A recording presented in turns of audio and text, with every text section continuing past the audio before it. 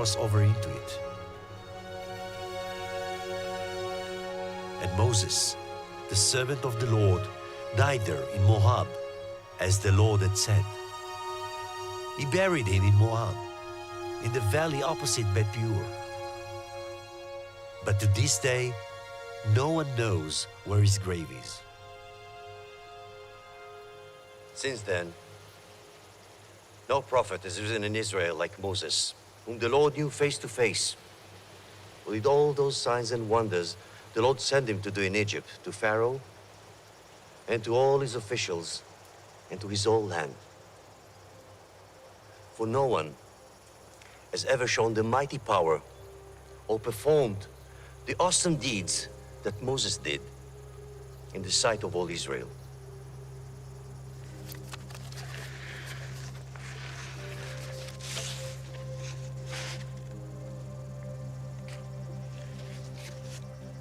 And what I'm commanding you today is not too difficult for you or beyond your reach. No. The word is very near you.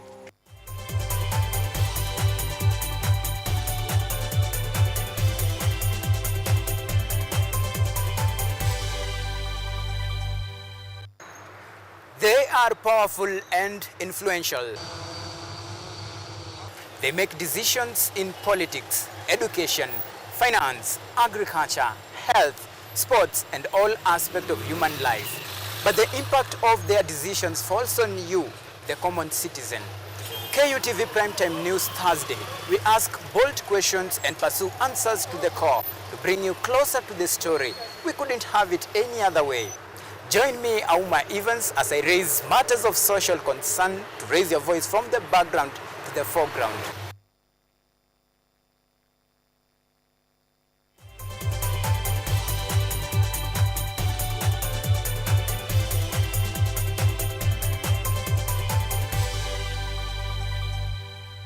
This program is rated GE. Content carried in here is suitable for general family viewing.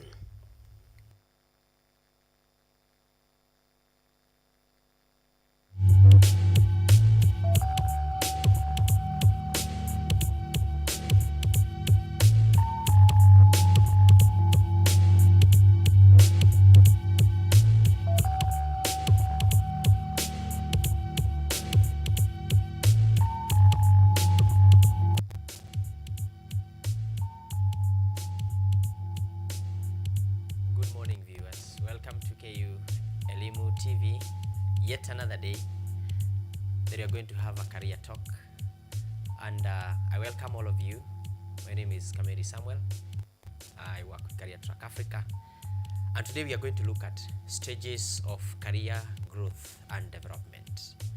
Last time we looked at, when I was introducing this, we started talking about levels of career growth and development, and we said there are 4 of them. If you can remember them, we said 1, this is what we call the skill development. 2, we have the career awareness.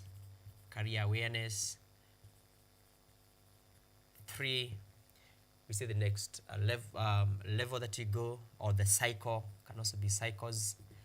There is a career exploration, and finally 4, we have career decision making.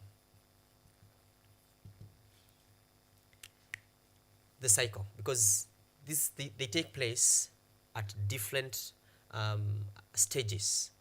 So today I introduced the skill development, and we have been talking about the skill development. We've been looking at the pathways, and we've been looking at how you can identify your pathway. So from today again, now we are going to go deeper from that, and now we are going to look at now the stages of career growth and development. Now, in this case, we are going to address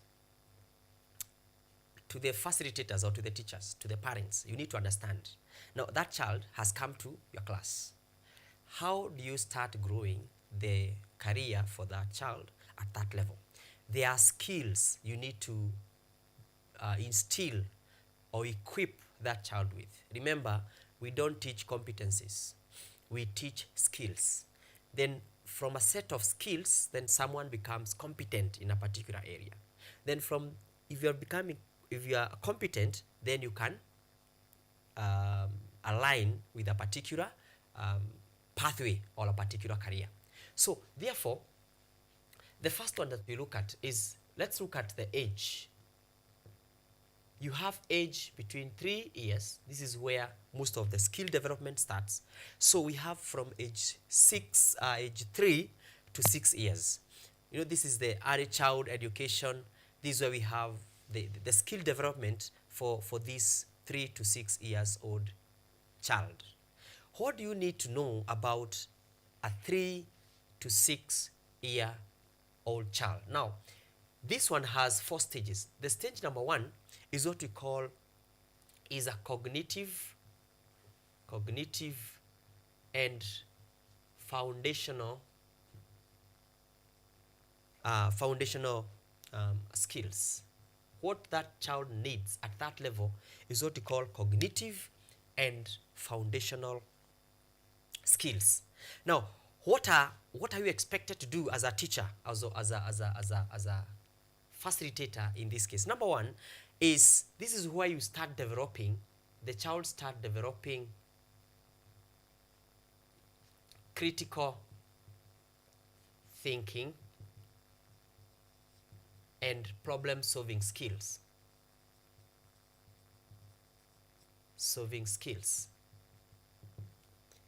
This is now the level where now that child is starting to develop the critical thinking and problem solving skills. And therefore, as early as the child has come to, because 3 years is a most of them are PG, 4 years, PG, up to 6. This PG, PP1, PP2, and sometimes grade 1. So, but a lot of them you find they are between PG to PP2. Now, at that level, these children, they now start to develop the cognitive skills, the foundational skills. And this is where now the critical thinking and problem solving is key. And therefore, that's why these children, they need to do a lot of activities, a lot of exposure, a lot of lightings, so that they can be able to sort out the problems in life. They can be able to critically think out of the situation they are and be able to come up with a solution for that. So at the same level, we also introduce what we call, this is also introduction of numeracy and literacy. That is something else that we are instilling to our learners. So it is a time at level 3 to level 6, that is grade, I've said about age 3 to age 6, the grade PPG, PP1 and PP2, and sometimes grade 1. But really, most of these are supposed to be up to PP2. You find there's an introduction. This is the time you're introducing numeracy. Now, you must introduce numeracy as a skill. Remember, these are skills. Career is about skills. Then these skills can grow to competency. From competency, then we can have a career line.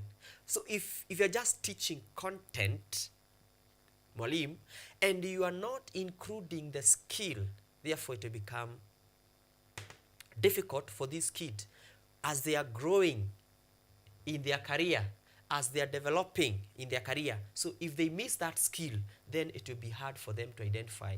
When we talk about cycles, they will miss out.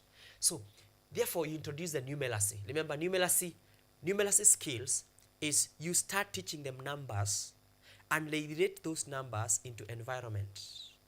When we talk about numeracy skills, is that those learners, they are able to know numbers 1, numbers 2, number 3. They can be able to know about the numbers, and they can be able to use these numbers to solve a life problem.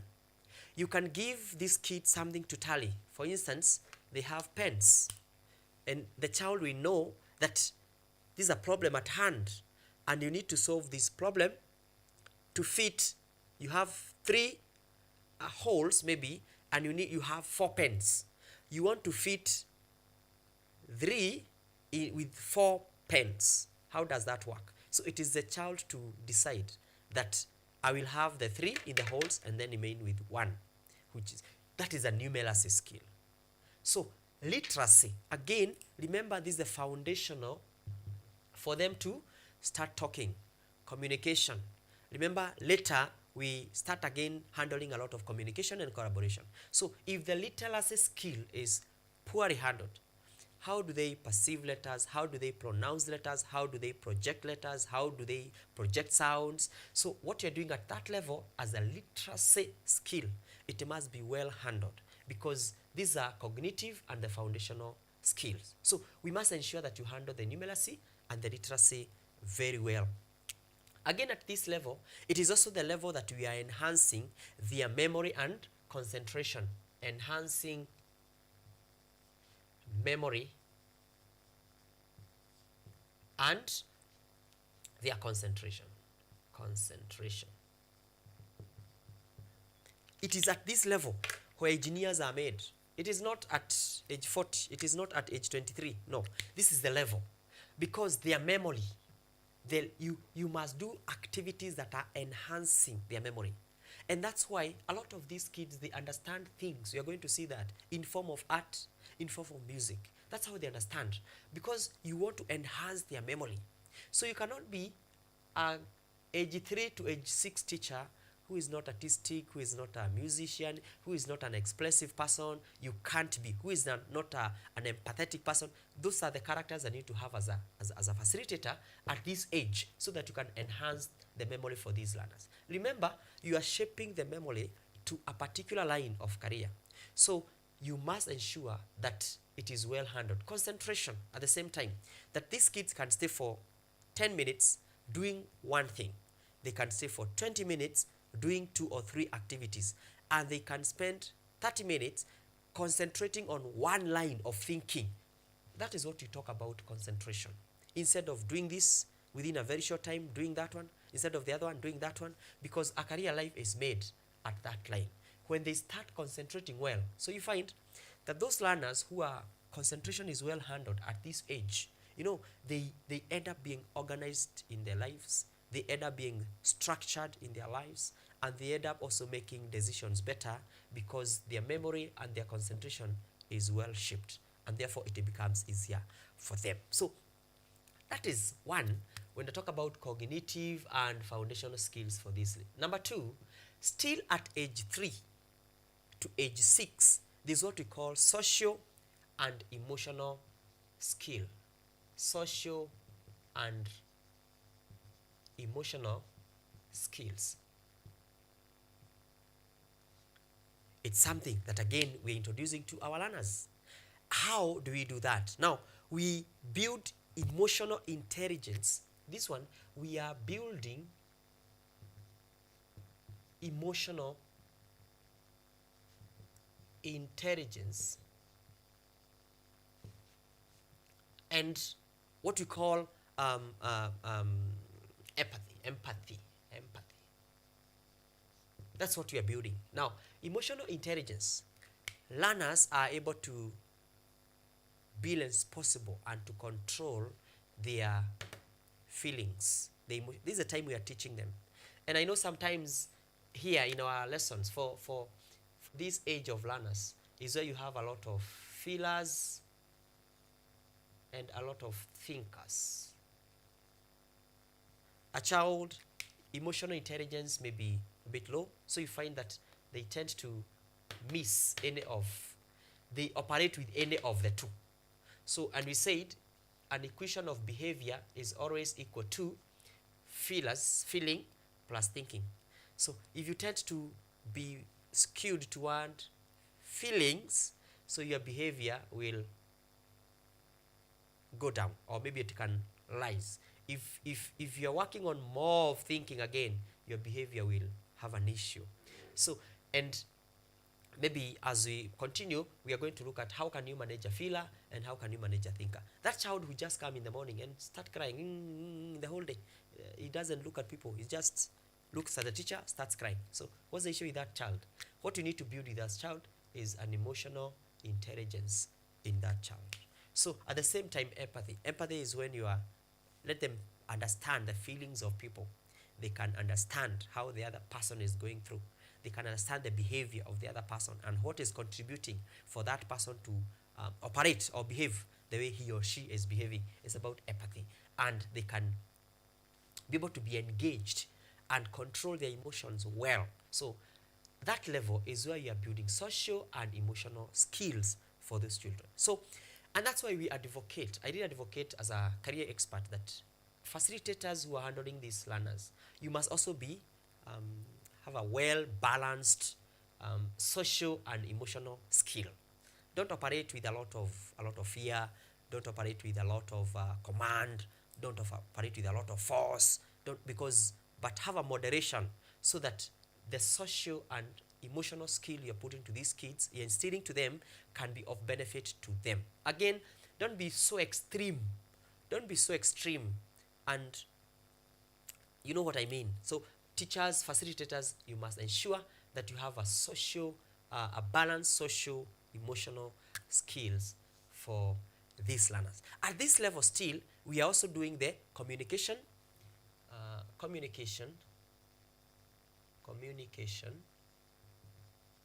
and interpersonal skills. Remember, you are again going to introduce the communication and collaboration in class. So as you've said, that this literacy, it is the one that is going again to build their communication. So you must really be keen on the learner's communication growth at this age, because it is foundational. Once they are able to communicate well, can they be able to communicate effectively? Can they be able to listen actively? Okay, when we talk about communication, we are looking, are they able to express themselves clearly? Are they able to listen actively? That is effective communication. If that can happen for your learners, then you can be able to tell that it is a stage and they are really growing.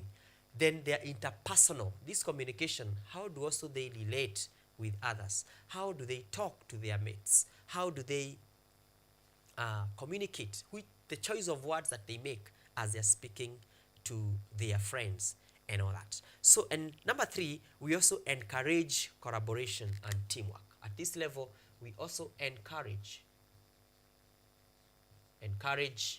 collaboration and teamwork. That is the age that we want. What is collaboration? Collaboration is that child able to effectively work with the other classmates. That's what we call a collaboration. So a good collaboration, it has an effective working with others. And we must then give our kids activities. That's why at this level, learners, they're supposed to be, in groups.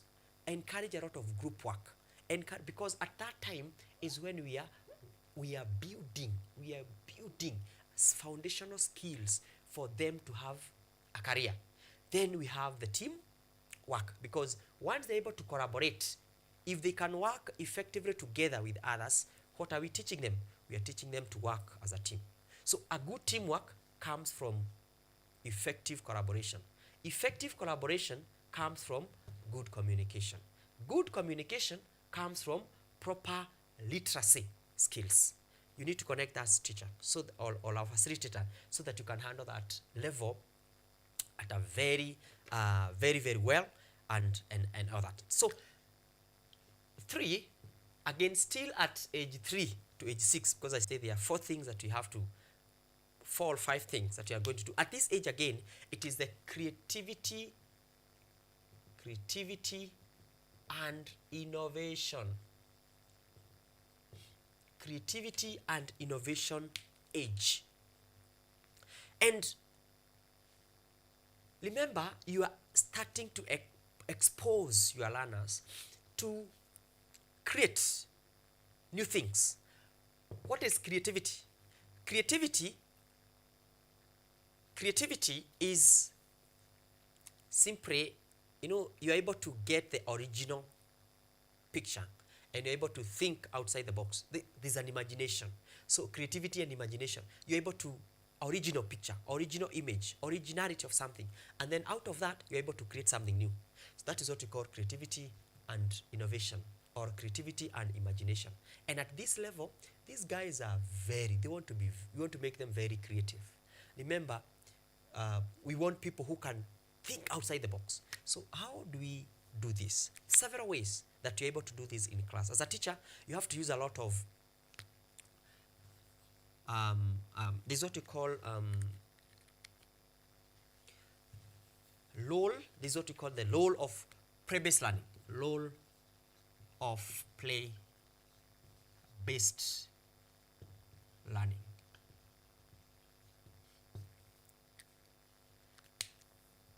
Try to gamify almost everything. Try to. If it is numbers, as they are learning their numeracy skills, try to ensure that these numeracy skills, it is in a creative way. Don't just, this is not the age where you tell them 1, 2, 3, 4. No. This, even when you are teaching the literacy, abu kudu, you use like an abu kudu, like a song or something. So what are you doing is a play-based learning. Then there's a way you can pass something in class. They pass one learner take then you pass it to boo, the other learner ku, like a play-based learning.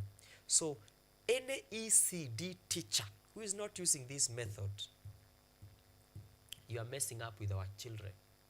So law of play-based learning, very key for a foundational in career growth and development. So then another thing is the what you call the artistic and musical expression. Artistic and musical expressions. When you're using a lot of art, when you're using a lot of musical expressions, so when talk about art, that's why one thing I always try to check in our ECD teachers is what is in your class. Those flip charts, those cards, those images, those things that you have done in your class. In fact, your class, you should not see any wall. We should see images close, well aligned, well placed in one area where learners can relate the images in one side. Don't put, again, images that have no, connection. Just use one line, one theme, a corner, another theme, the other side, another theme. That is art. Because learners are able first of all to look at the beauty. This time you are establishing their aesthetic, their mental arrangement. So the way you organize your class, it is artistic. It also puts these kids a mental organization, a mental arrangement that they will be seeing across. When they learn to express themselves, this is also another method of memory enhancing. We spoke about memory enhancing and concentration. So when they start, you can enhance their minds. You can do a lot of concept mapping for them through what you call music or expressions. They can sing, they can dance in class. Don't be just that boring teacher where all these learners in the morning, the whole day, ECD, PG, PP1, PP2, and even grade 1 to 3, and you find that they are no single song, nothing. You are messing up with them. So, and again, there's something that you'll be missing, because once they miss art, once they miss music expressions, so their creativity and innovation will be affected. And at this time, this is the guys who reach at some age 12, you ask them what they want to do in life. They tell you that, what do you think I can do? They have not understood themselves. They don't know which line of career they can take. They have no awareness of themselves. So it's when it's wrongly handled, it can bring a lot of complications and all that. So at this time also, we encourage a lot of storytelling and imagination. Storytelling and imagination. Storytelling. Is it possible to ensure that create a connection of the concept to a story? When you're teaching them about their cleanliness or the body parts. So is it possible that you can do like a story? You know, so and so was exploring the human being. They went for a journey from the head, you know, they came to the eyes, they came to, you know, and try to relate it. I'm just creating it now.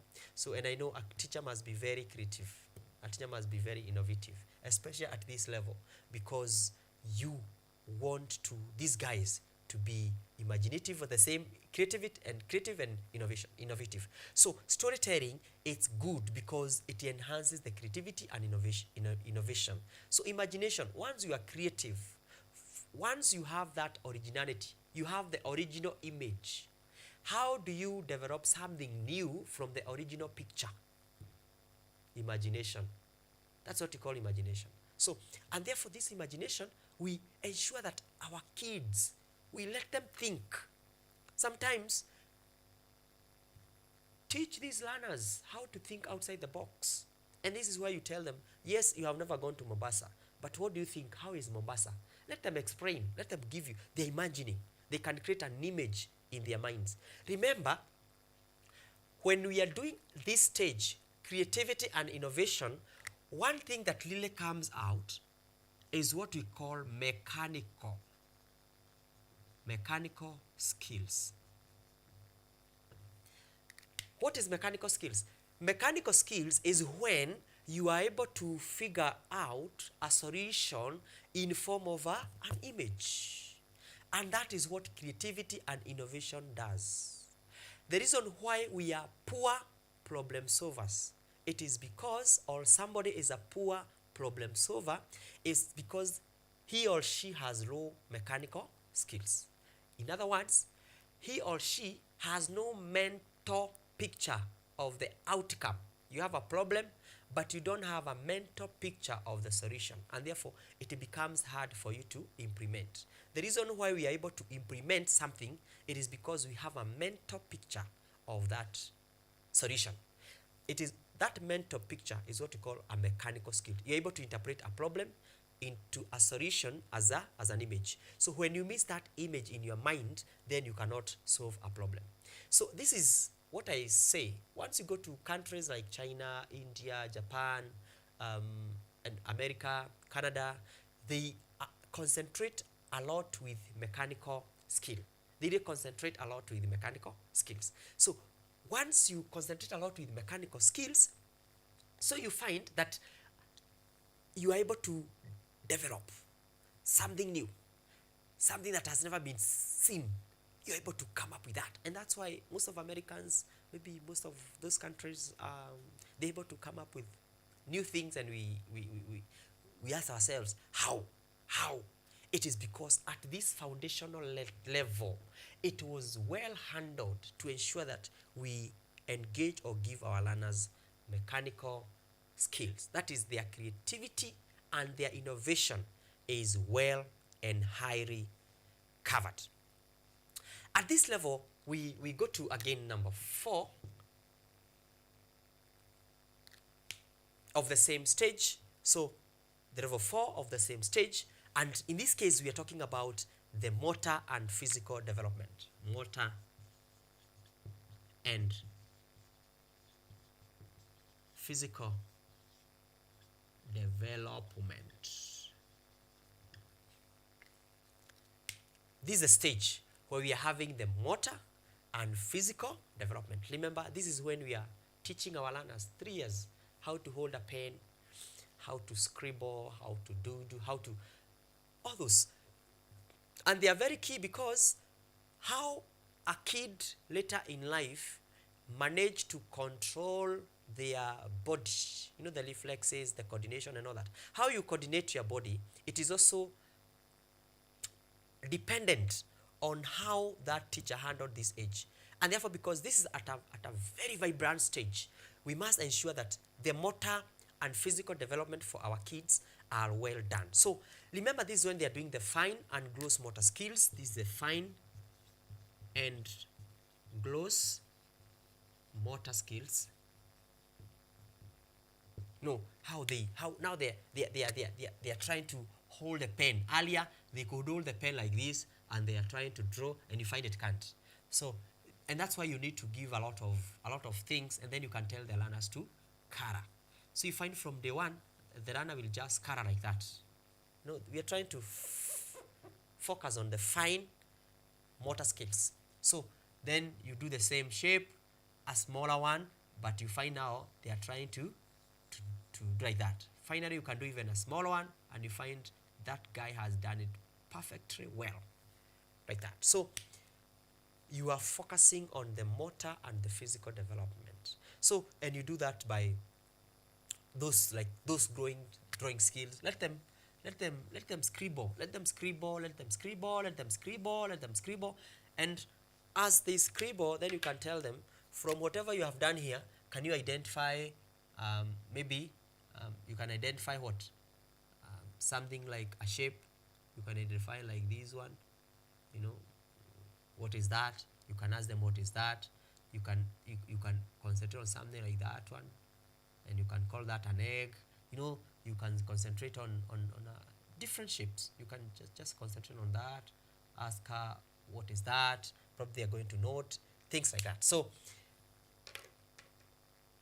fine and gloss motor skills. The other thing we are looking at is what we call the hand-eye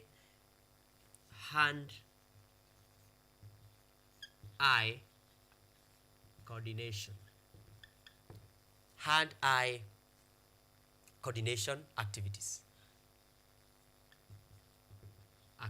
Remember, at this age, we want them to, what they are doing and what they can see relates. So, and therefore, that's part of the motor. To develop this very well, concentrate also on hands and eye coordination activities. So, for instance, they can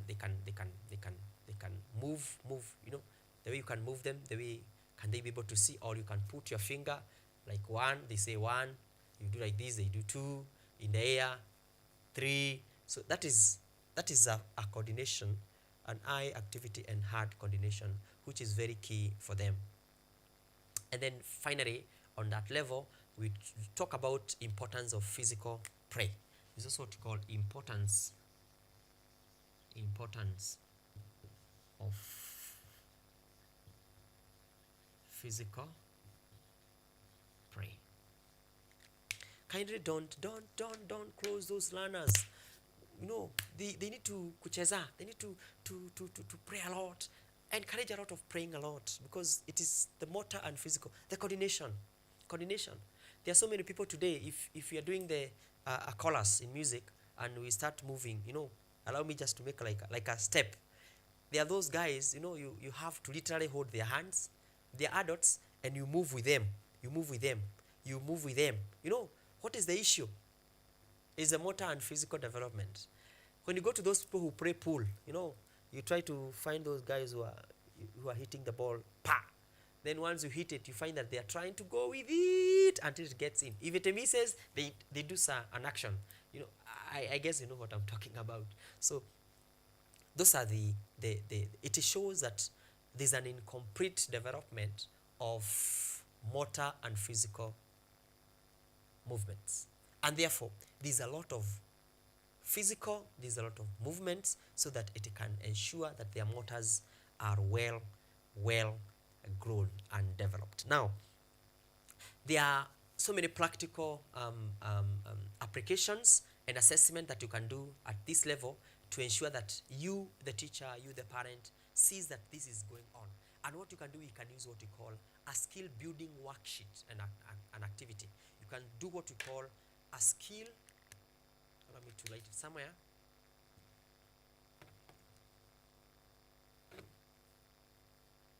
You can do what you call a skill building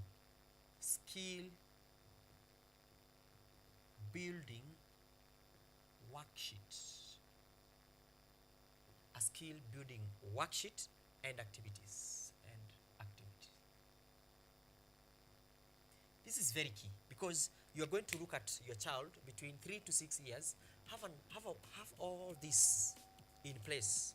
You know, have the cognitive and foundational, have the social and emotional, have the Lord, the creativity and innovation, have the motor and physical. Then under each one of them, I've given you the major lines.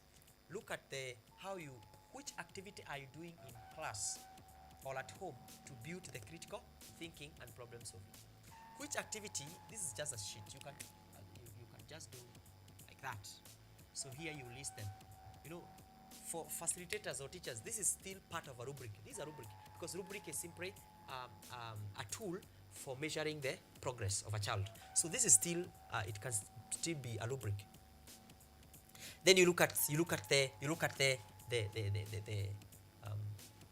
building. How are you doing the social emotional, the emotional intelligence? How are they with the time? Week 1, how did they perform? How did they perform how did they perform in their emotional intelligence? Were they more of feelers? Or are they more of thinkers? Or are they balancing the equation? How are they communicating? Week 1, week 2, how is my child communicating? How is my child communicating in others? How is the interpersonal skills with the other child? How is my child collaborating with others? How is he or she working with others? So you're able to track. Maybe week 1, you can give it levels. So level 1, I'll call it maybe fair. I'm just using words. Level 2, I'll call it it's a good, and level 3, I would say excellent. Maybe that one. Then here I'll be noting communication. Week 1 it was 2. It was good. Maybe week 3, week 2, maybe it was 3. It was excellent, or maybe it was still fair. Then you start looking at what are the things that contributed for that child to have fair. Instead of progression, it is going down. So you're able to determine this is a rubric, and teachers, this is something that you can have because this is a career life for a child, and therefore we must be very serious with whatever we are doing with them. Otherwise, we'll mess up with them. The Lord pray, creativity and innovation. How are you doing this? How are they able to pray in class? Are they able to whatever you're doing, the Lord, the play-based, is it possible to have that? How is their artistic and musical expressions? Are they growing or they are not?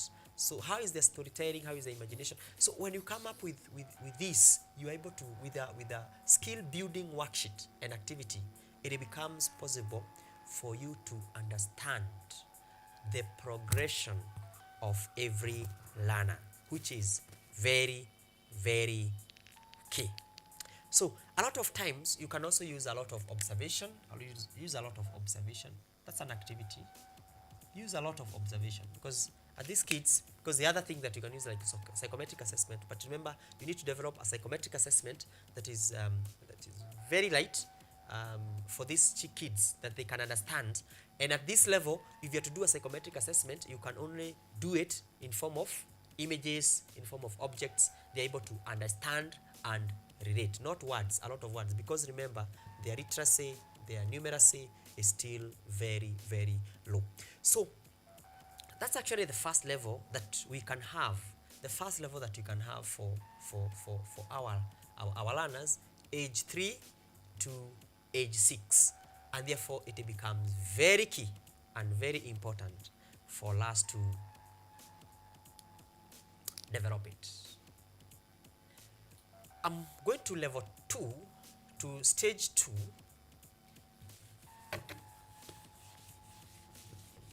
If maybe time will allow, we will finish this. If it doesn't, then we can still proceed from the next lesson.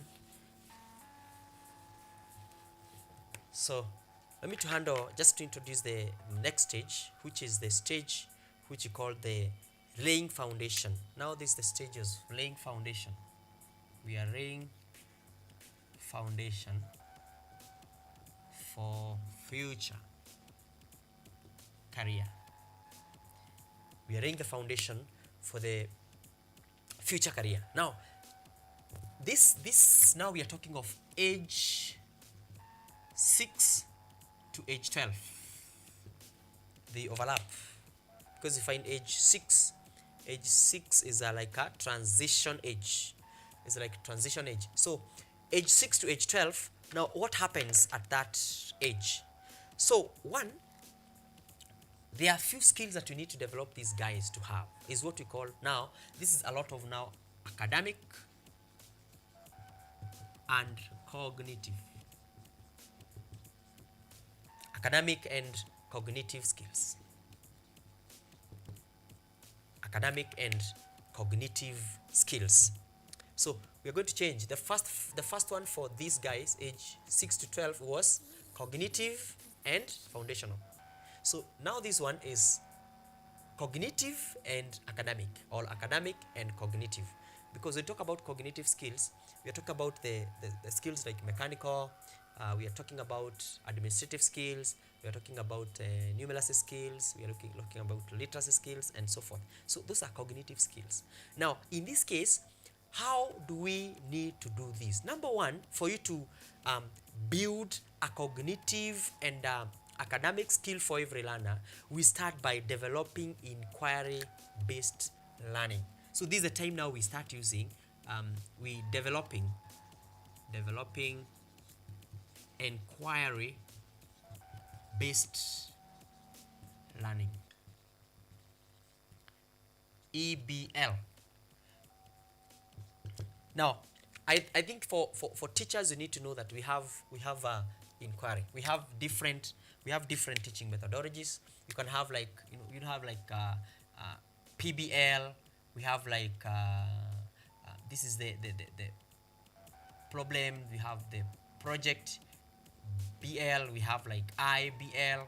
So we have different positive. We have so many different mechanism or models of methodology of learning, and we choose different one. We keep shifting, and as a teacher, you don't need to really be glued to one methodology of learning from one lesson to the whole 40, the whole 30 minutes. No, you can use even 2 or 3. Because remember, in your class, you have different setups. You have STEM people in your class. You have social scientists in your class. You have the artists. You have the expressive people in your class. Therefore, you may use only one method within your lesson, and not everybody will get whatever you're saying. So you must use different methods. So when at age 6 and 12, this is where now we start doing a lot of inquiry-based learning. Inquiry-based learning. And I know you know what is to inquire. So number 2 at this level, we do what we call introduction to research and analytical thinking. You introduce introduction to research and analytical thinking. At every age, remember, at 6, the research can be, there is even grade, remember this is grade 1 all the way to around grade 9 learners. So this is when now you are starting to introduce now the research and analytical thinking. They need to think twice. What do I take? What do I consider? This is the time they start weighing options. Problem solving skills. Remember, the other time we are teaching them on how to identify problems. So here they should be able to come up with options for a solution. So in this case, it's about research. Even if, however small it is, even a grade 1 learner, you are teaching on how to get information from something. They need to know how to research. They need to know how to, the availability, locally available materials, they need to find them out. You are teaching them on how to research. You are teaching them on to weigh the options. The analytical. That's analytical thinking. They have a problem, and there are so many ways they can solve that solution. Problem. Are they able to identify different ways a problem can be solved? Do they have those options? Are they analytical? So, and this needs to start as early as grade 1. So, because now these people, you guess their numeracy, your literacy is okay, and therefore once they do that, now they can be able to analyze, and they're able to take options and decide that this is better than this. That's the level we are teaching them this. At the same time, in this level, we also leading comprehension and lighting skills. We are leading comprehension and lighting skills. Reading comprehension and lighting skills. So how does this happen? This is a time again, we talk about the previous stage for literacy. So because now this is a stage now, they can now, their literacy skills from grade 1, now they can lead something. But how is their comprehension? How is their comprehension? This is the time you start measuring them. And how is their writing? Are they also able to? What if they can comprehend? They can be able to write a comprehensive story. But if a learner cannot comprehend whatever you are telling them to learn, it means even whatever they will write, it will not be comprehensive for them. So those are how they connect both, and you need to look at those two things. Number 2, we also do in this level, number 2, we also do the social. It is part of this, and emotional. Social and emotional development.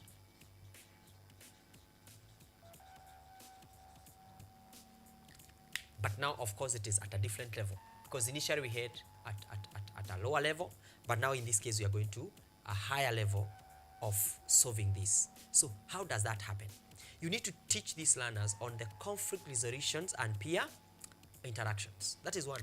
So conflict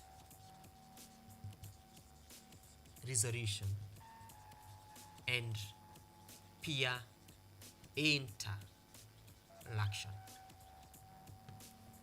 Those are things that you need to teach now. Conflict resolution. So teach on how they can solve problems. Teach on how they can interact with their peers. So this is the social emotional development for this level. And now it is at a different level compared with the previous one. So they need to concentrate on how they can resolve issues, on how they can interact with their peers in their class. And also you need to gauge on how they interact. At this level also is the level for readership. We talk about level for readership. You know, this is a level for end responsibility and responsibility in group activities. In group activities.